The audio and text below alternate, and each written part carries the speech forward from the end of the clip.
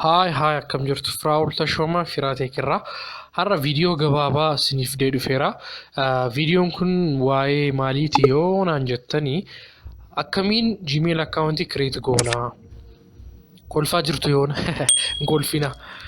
I know salphaadha nan beeka garuu Telegram irratti amantaniis amanuu baattanis nama baay'een na gaafate.